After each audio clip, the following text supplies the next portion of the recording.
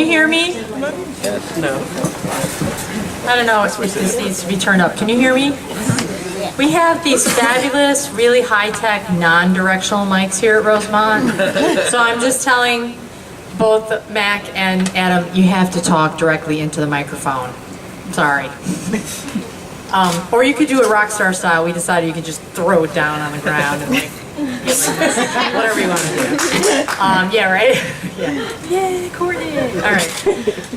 Hopefully everyone knows who I am. I'm Carla Spataro. I'm the fiction editor. Well, no, I keep saying that. I've been saying that for 8 years. Now I have to change my spiel. I'm the editorial director of Philadelphia Stories, and I'm the interim director of the MFA program here at Rosemont College. And so very rarely do people get to combine the two things that they love and actually make money doing it. So now I actually get to do that. The magazine and the MFA program, I'm so proud to be able to make this all happen together in one place. So thank you all for coming. I'm going to introduce our judge. This sounds a little reverby. Is it okay? Or, all right. Okay. I'm sorry, I'm not used to the microphone. Anyway. Our judge is Kevin McIlvoy, who likes to be called Mac. Everybody calls him Mac, so please call him Mac. He's just really a wonderful, generous human being. The way I remembered him, and he's been this way since he got here on Wednesday, I'm so grateful. He agreed to be our judge, and then I managed to convince him to come to campus a little bit early, and I'm so happy about that. I had the pleasure of working with him at a writer's retreat in southern Indiana called Rope Walk, and the advice and feedback that he gave me there made a very long-lasting impression upon me. And one of the things, I was thinking about this today, between car accidents and workshops and all that stuff, just how lucky I am to be able to, in a very selfish way, pick writers that I really want to work with again, or have an opportunity to take a workshop with them again, and invite them to come to Rosemont and have them teach. It's totally selfish on my part, but hopefully everybody else gets something out of it as well. So Kevin has been a complete joy to, and I'm so happy he's here, and he agreed to be our judge, and he's going to be our keynote speaker tomorrow. So please welcome Kevin McIlvoy.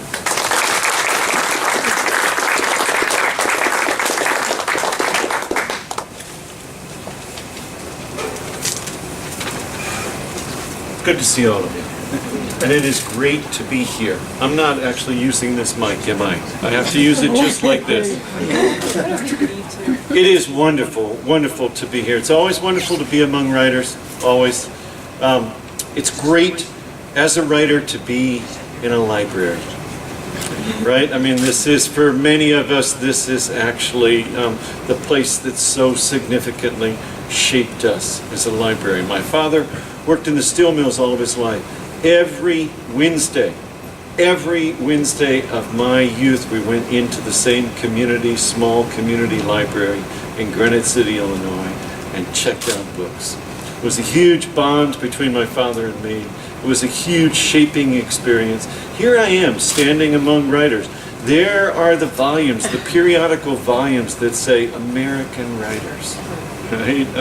And am thinking to myself, am I in heaven or what? I'm a writer, so I love free food too. Am I in heaven or what? I'm a writer, and I've managed to go through the evening without spilling on myself. Things are going well. Not the normal thing for a writer, I think. Look around you. And I'm a writer, and I get to celebrate this art that I so believe in as a transforming force in people's lives. I know, you know, how it has shaped your lives. You can remember the most passing experience of poetry, the most passing experience of story, and the force of it on your lives. Those of us who have given our lives to this craft have never forgotten that. We haven't forgotten it back to the first moments when we can remember not only reading but being read to. And each morning, each day, each occasion on which we ever sit and write, we summon that back. We summon back all of the work that writers, hard-working writers like these writers who we're celebrating this evening, these writers who are present, who have set aside a part of their lives, who have sacrificed to be here at this conference, right? Each morning we write, we summon them all to that occasion. I certainly do. I never write without thinking about all of the people who are laboring in this field, who are believers to a certain degree against what the culture around us believes in. The value of, the worth of, the power of art in our lives. It is a radical act to do what you do. It is a radical act, those of you who are sitting here next to a writer, to support that writer, to root for that writer, to patiently stay in as the writer continues in this craft, which may actually lead to publication and may never, whose life has been transformed by it and who has not forgotten the value of it, who has shared it with sometimes a single writer, and the waves from that have gone out and out and out in ways that are immeasurable. This is a lucky life. It is a lucky life, and for those of us who practice this and who are prematurely aged by it, we don't forget. We don't. I was very lucky to be asked to judge this contest and to read so much great work. These 2 days that I've been here have been very full already and have felt quite marvelous. It is a privilege for me to get to be here specifically to celebrate these writers. I also, though, want to make sure and thank the McGlinn family for supporting this.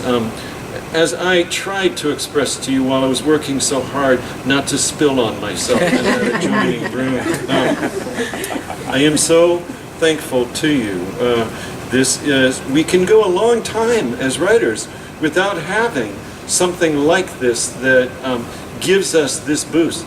And because we live in this uncertainty of being artists, when we have something like this, when a writer like Adam has something like this, he can burn that fuel for a long time. He can make use of that fuel for many pages, and he will make use of that fuel for many books. And I would have all of you remember that this is an extraordinary thing that you have done for our art that we care about so much. Thank you for that.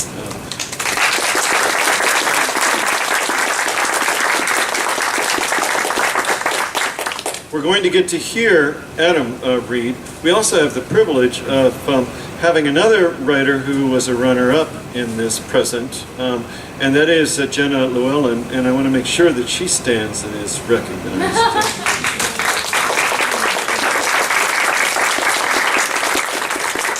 Her wonderful story, Igloo, which is in the Philadelphia Stories. Please read it, have a look at it, congratulate the writer. All right. When I read The Rest of the World, I had that wonderful feeling from the first moment to the last of that first reading, in which I found myself quietly saying over and over again, wow, wow. And it's my habit then after the first reading to take running notes on a story. That's a way for me of kind of tracking each moment in the story and making sure that I'm inside the story, not outside saying, does this meet my preferences, but inside the story, trying to meet it on its own terms. So I had that second reading with my running notes, and all over my running notes were, wow. Right? Then I had my third reading, and In my third reading, which I was actually inscribing on the story, I was underlining passages because I was out of wows. I was underlining passages saying, this is truly wonderful work that you've written, Adam.